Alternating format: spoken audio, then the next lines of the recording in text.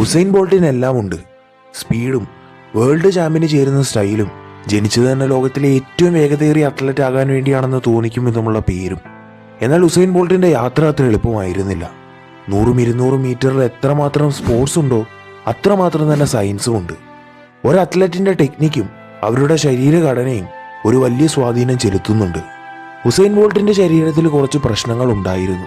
SMU ടെക്സസിലെ researchers കണ്ടെത്തിയൊരു കാര്യം, Usain ബോൾട്ടിന്റെ ഇടത്തെ കാല് വലത് കാലിനേക്കാൾ 12% കുറവ് ഫോഴ്സാണ് ഉൽപ്പാദിപ്പിക്കുന്നത്. ബോൾട്ടിന്റെ ഓട്ടോബയോഗ്രഫി അനുസരിച്ച് അദ്ദേഹത്തിന്റെ ഇടത്തെ കാലിന് സ്കോളിയോസിസ് കാരണം വലത് കാലിനേക്കാൾ 1 ഇഞ്ച് നീളം കുറവാണ്. ഇത് കാരണമാണ് അദ്ദേഹം ഒരു കാലിൽ കൂടുതൽ ഫോഴ്സ് ജനറേറ്റ് ചെയ്യുന്നത്. മികച്ച സ്പ്രിന്റേഴ്സിന്റെയും ഹൈറ്റ് 6 അടിയാണ്.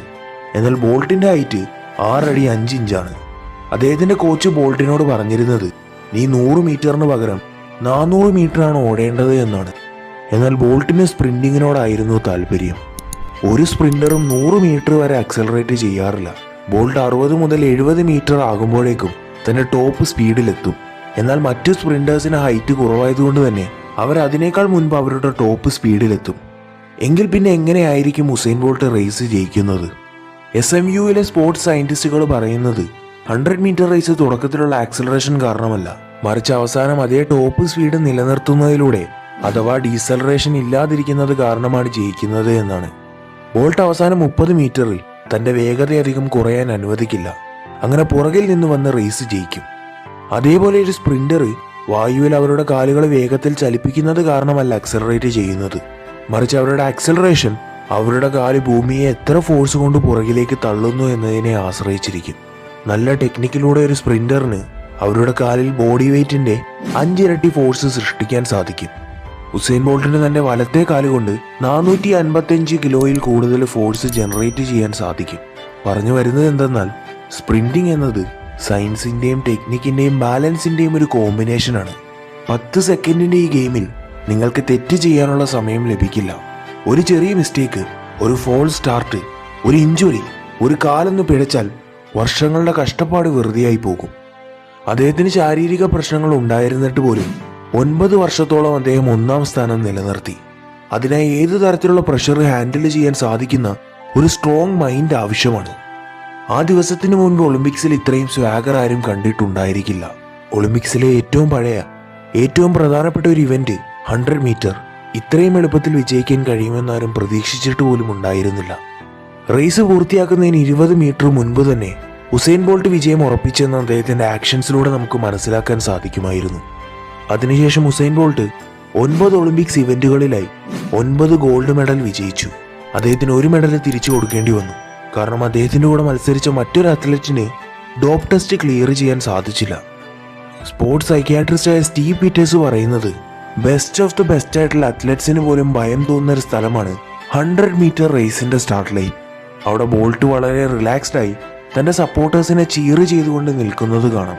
റേസിന് മുൻപ് കംപ്ലീറ്റ്ലി റിലാക്സ്ഡ് ആയിരിക്കാനുള്ള കല ബോൾട്ട് പഠിച്ചെടുത്തു. ഒന്നെങ്കിൽ അദ്ദേഹം റേസിന് ഏറ്റവും കറക്റ്റായ ടൈമിൽ മാത്രം ഫോക്കസ് ചെയ്യാൻ പഠിച്ചിരിക്കാം, അല്ലെങ്കിൽ അദ്ദേഹത്തിന് തോൽവിയിലുള്ള ഭയം പൂർണ്ണമായി തന്നെ ഇല്ലാതാക്കാൻ കഴിഞ്ഞിരിക്കാം. സ്പോർട്സ് സൈക്കോളജി അനുസരിച്ച് അദ്ദേഹത്തിന്റെ റേസിനോടുള്ള സമീപനം പെർഫെക്റ്റ് ആണ്. ഒരുപക്ഷെ ഇതുപോലുള്ള ഒരു പേഴ്സണാലിറ്റിയുടെയും സ്പീഡിന്റെയും കോമ്പിനേഷൻ നമുക്ക് ഇനിയൊരിക്കൽ കാണാൻ കഴിഞ്ഞെന്ന് വരില്ല. ഒരു ഇന്റർവ്യൂവിൽ അദ്ദേഹത്തിനോട് ചോദിച്ചു, ഫൈനൽ റേസിന്റെ സമയമാകുമ്പോൾ മുഴുവൻ റേസേഴ്സിന്റെയും ഹൃദയമിടിപ്പ് കൂടും, അവരുടെ ശരീരത്തിൽ മുഴുവൻ അഡ്രിനാലിൻ പമ്പ് ചെയ്യാൻ തുടങ്ങും. ആ സമയത്ത് ഉസൈൻ ബോൾട്ടിന്റെ തലച്ചോറിൽ എന്താണ് നടക്കുക?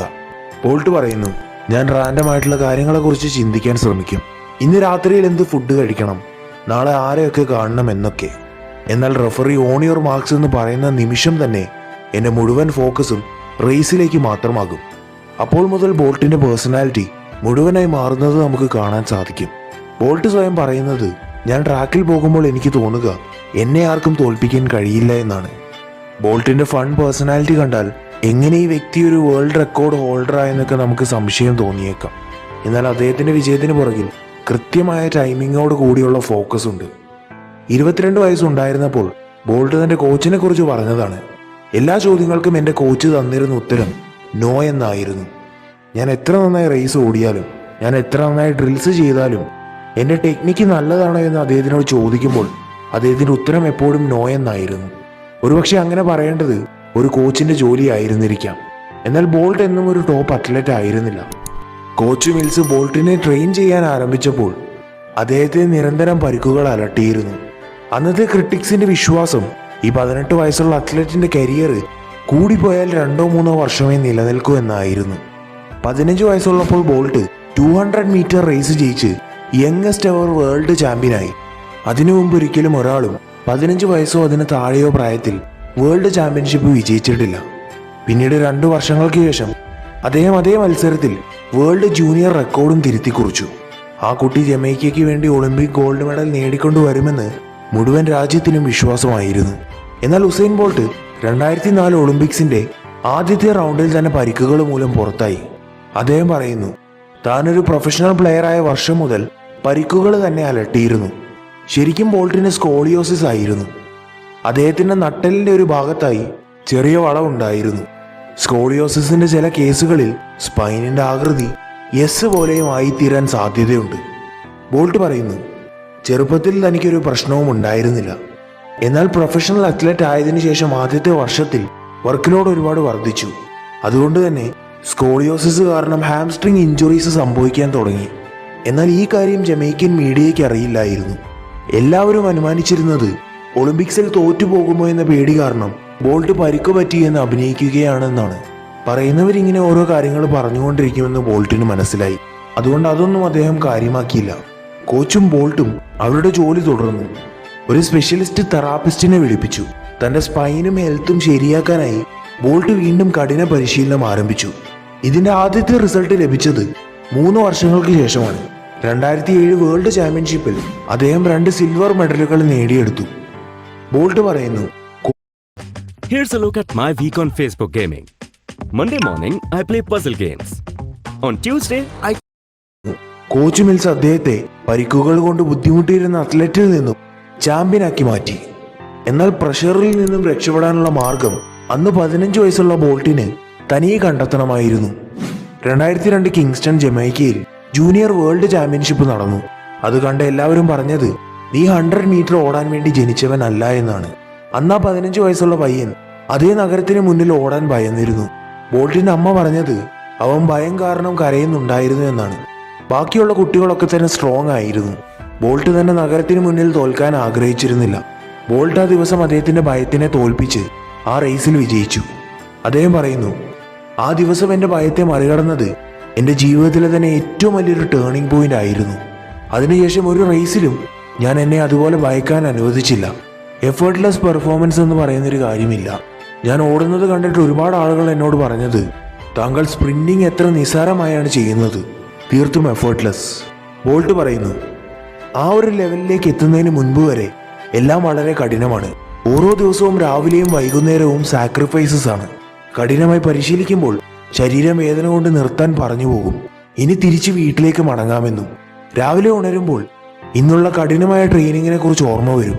ഇന്നൊരു ദിവസം വിശ്രമിക്കാമെന്ന് മനസ്സ് പറഞ്ഞുകൊണ്ടിരിക്കും. എന്നാൽ പോയല്ലേ പറ്റൂ. പരിശീലിക്കുന്നത് റേസിനേക്കാൾ ഒരുപാട് ബുദ്ധിമുട്ടാണ്. ഒരു റിപ്പോർട്ടർ ഉസൈൻ ബോൾട്ടിന്റെ പരിശീലനം കണ്ട് പറഞ്ഞത്, താങ്കളെ ഇത്രയും കഷ്ടതയിൽ മുൻപൊരിക്കലും കണ്ടിട്ടില്ല. ബോൾട്ട് ഉടനടി പറഞ്ഞ മറുപടി, താങ്കൾ യാഥാർത്ഥ്യം കാണാനല്ലേ വന്നത്. ശരിക്കുമുള്ള കഷ്ടപ്പാട് എന്തെന്ന് പലരും കാണാറില്ല. ഇതെല്ലാം തന്നെ ഞാൻ ചെയ്യുന്നത് ആ ഒരൊറ്റ റേസിന് വേണ്ടിയിട്ടാണ്. അടുത്തതായി ബോൾട്ട് പറയുന്ന മറ്റൊരു കാര്യം, റേസിൽ ചെന്നതിന് ശേഷം നിങ്ങൾ കോൺഫിഡൻസ് അന്വേഷിച്ചിട്ട് കാര്യമില്ല. അതിനുള്ള തയ്യാറെടുപ്പ് റേസിന് മുന്നേ തന്നെ ചെയ്തിരിക്കണം. റേസിന് ചെന്നതിന് ശേഷം തൊട്ടടുത്തുള്ള റേസർ എന്നെ തോൽപ്പിക്കുമോ എന്ന് ചിന്തിച്ചിട്ട് കാര്യമില്ല. തൊട്ടടുത്തുള്ള വേൾഡ് ചാമ്പ്യൻ ആണെങ്കിൽ കൂടി നിങ്ങൾ നിങ്ങളുടെ ഏറ്റവും മികച്ച സ്പ്രിന്റ് ഓടിയിരിക്കണം. ഒരുപക്ഷെ ഇന്ന് അദ്ദേഹത്തിന്റെ ദിവസമല്ലെങ്കിലോ.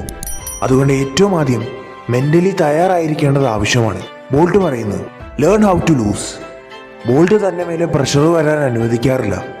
അദ്ദേഹം എപ്പോഴും തന്നെ ഓർമ്മിപ്പിച്ചുകൊണ്ടേയിരിക്കും, എനിക്ക് എല്ലായ്പ്പോഴും വിജയിക്കാൻ കഴിഞ്ഞെന്ന് വരില്ല. ചിലത് വിജയിക്കും, ചിലത് വിജയിക്കില്ല. എല്ലാ